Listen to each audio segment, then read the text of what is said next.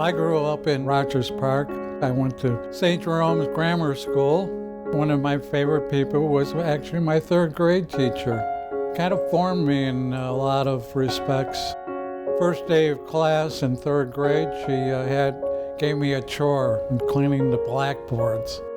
Responsibility, and so that kind of set a tone for me that I was supposed to be kind of a leader type and be responsible.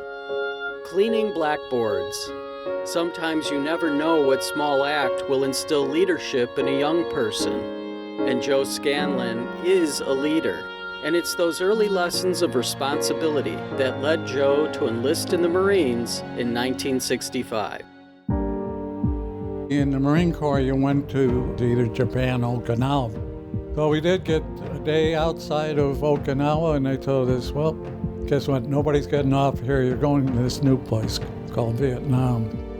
His transport ship steamed past Okinawa, dropping Joe and his fellow servicemen at the city of Da Nang. We went ashore, waited for trucks to come pick us up, and realized this was one very hot place. It was about 120 degrees. The extreme heat made Joe's assigned duty all the more important: refrigeration and air conditioning mechanic. Their assignment was to build a base camp for the incoming troops. We're building a camp for like 5,000 people. You're not going to live on the ground in a tent when you're in a monsoon area.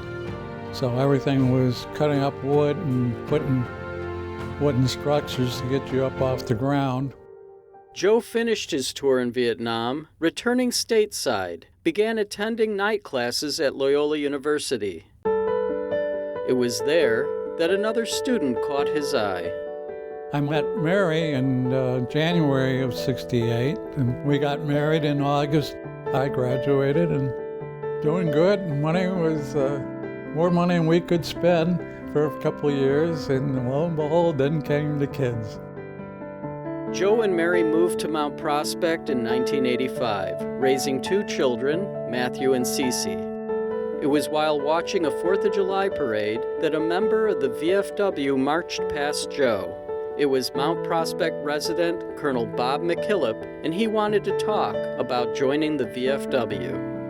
He's kind of noticing I got to probably be a Vietnam vet, so I'm good for him to talk about membership. Well, Colonel McKillop gets me to come to the meeting, and I'm kind of expecting all these guys that are much older than me, and I discover we're all the same. It didn't matter.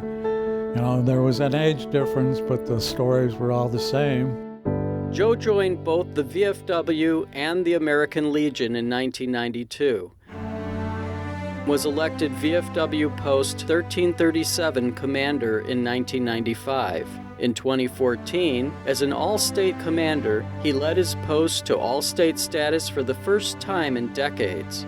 As a leader, Joe most importantly embraces the main mission of the VFW.